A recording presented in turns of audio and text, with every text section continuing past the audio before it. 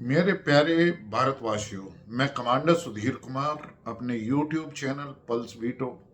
Of India के माध्यम से आपके समक्ष एक बहुत ही महत्वपूर्ण विषय आज डिस्कस कर रहा हूं और आपको विदित कराना चाहता हूं कि एक ऐसा घातक कानून कांग्रेस के राज में बना जिससे एक इतनी बड़ी जो है वो कांग्रेस ने पॉलिटिक्स ऑफ अपीचमेंट सिर्फ एक संप्रदाय को फायदा पहुंचाने के लिए और उनका अपीचमेंट करने के लिए ये घातक कानून को बनाया। सबसे पहले इस घातक कानून की शुरुआत हुई, जैसा आपको सभी को विदित है, कि 1947 में जब डिवीजन ऑफ इंडिया हुआ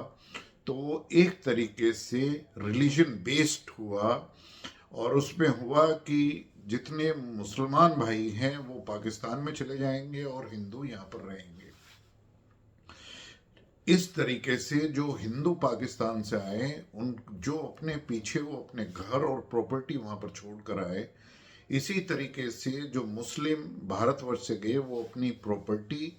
और ज़मीन यहाँ पर छोड़ कर गए। तो पाकिस्तान ने क्या किया कि जो मुसलमान भारतवर्ष से पाकिस्तान गए उन्होंने हिंदुओं की सारी प्रॉपर्टी, घर, सब कुछ उन मुसलमान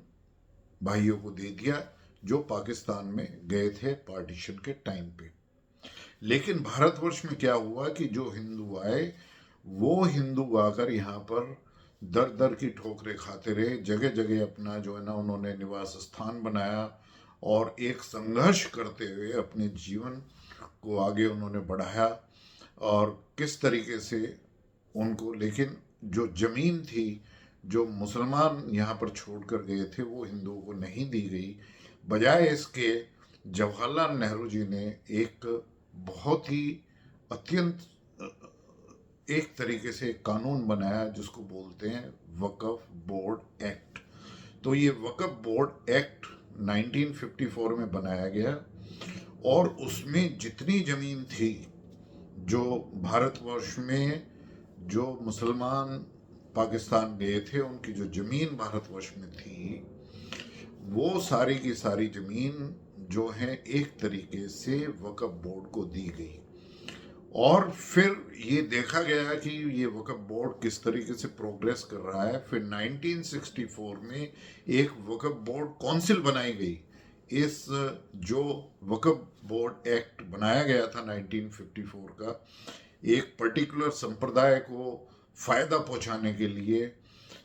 उन उसमें जो काउंसिल बनाई गई वक्फ बोर्ड काउंसिल, उसमें ये प्रावधान बनाए गए 1964 में कि उस काउंसिल को अधिकार होगा कि जो स्टेट वक्फ बोर्ड हैं वो ठीक से काम कर रहे हैं या नहीं,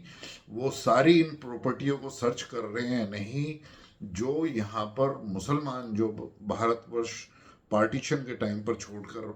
बाहर गए थे वो प्रॉपर्टी को किस तरीके से चिन्हित करें और किस तरीके से वो वक्फ बोर्ड में लाएं। तो ये एक तरीके से एक अपीजमेंट पॉलिटिक्स जो है वो कांग्रेस ने करी, एक संप्रदाय को खुश करने के लिए और अपना एक बिल्कुल निश्चित वोट बैंक बनाने के लिए।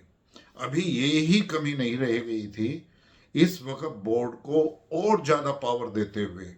एक वक्फ बोर्ड एक्ट नया लाया गया। वो था 1995 में नरसिम्हा राव के समय में। और आपको पता है कि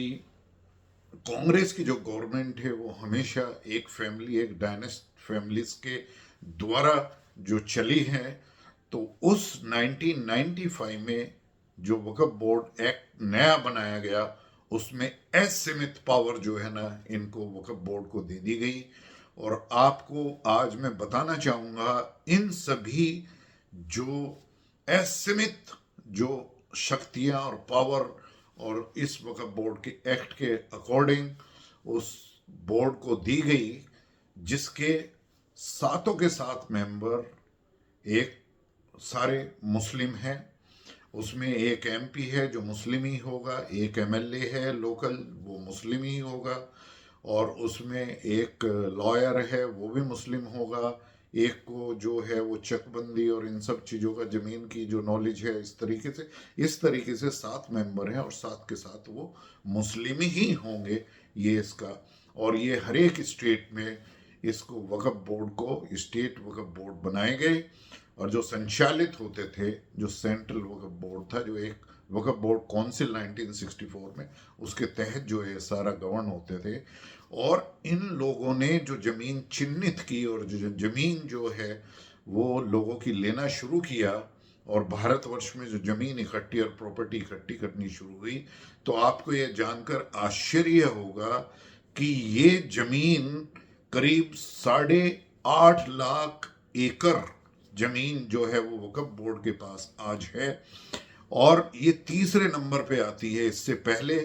हमारी जो भारतीय सेना है, हमारी भारतवर्ष की जो आर्म्ड फोर्सेस हैं, उनके पास में सबसे ज़्यादा ज़मीन है भारतवर्ष में। उसके बाद में रेलवे, जो इंडियन रेलवे है, जो भारत की रेलवे है, उसके पास में दूसरे नंबर पर ज़मीन है। लेकिन तीसरे नंबर पर इतनी ज़्यादा ज़मीन वक्फ बोर्ड ने एकत्रित कर ली है, और वो भी प्राइम लोकेशंस में, बड़े बड़े सिटीज़ में।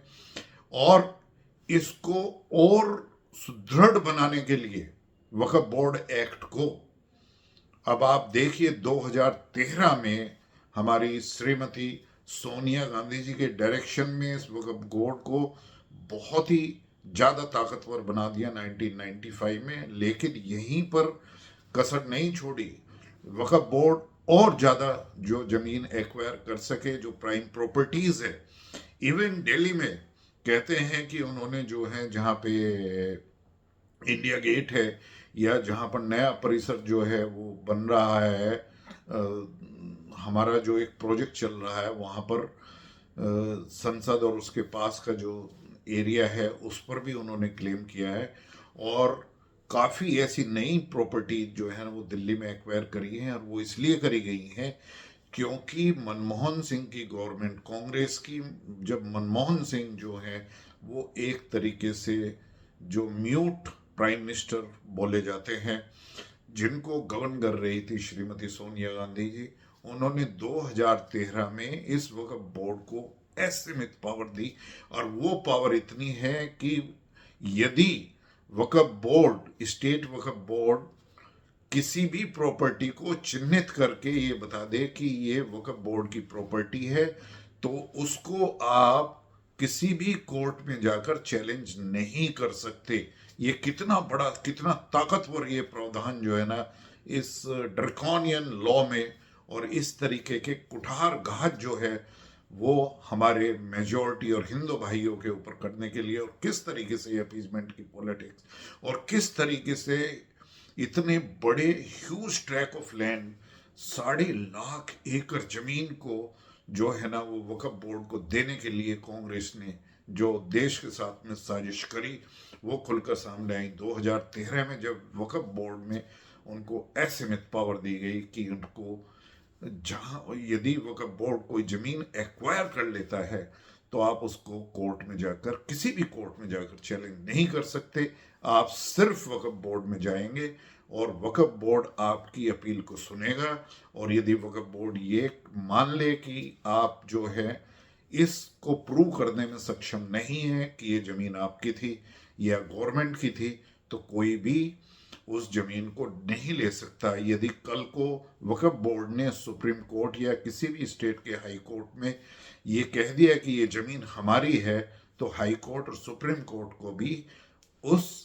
वक्फ बोर्ड के सामने जाना पड़ेगा ये प्रूव करने के लिए ये जमीन हमारी है। तो इस तरीके से आप देखिए, इस वक्फ बोर्ड एक्ट को रिपील करना बहुत ही ज़्यादा आवश्यक है। और बहुत मुझे हर्ष का एक विषय है कि हमारे एक बीजेपी की एमपी हैं उत्तर प्रदेश से, रीनाथ यादव जी, उन्होंने एक इंडिपेंडेंट बिल जो है वो राज्यसभा में पेश किया है। इंडिपेंडेंट बिल जो है उनका प्रावधान है हमारे कॉन्स्टिट्यूशन ऑफ इंडिया में कि उसके अकॉर्डिंग जो है ना वो पार्लियामेंट में किया जा सकता है, और वो पार्लियामेंट में पास भी हो गया है। और इस बिल पर अभी चर्चा होगी, और ये बिल फिर लोकसभा में भी इसको पेश किया जाएगा। और मुझे पूरी उम्मीद है कि जिस तरीके से वक्फ बोर्ड में एक तरीके से जो असीमित जो उनको पावर दी गई है उसका रिपील होना बहुत जरूरी है। और ये 8.5 लाख एकड़ जमीन जो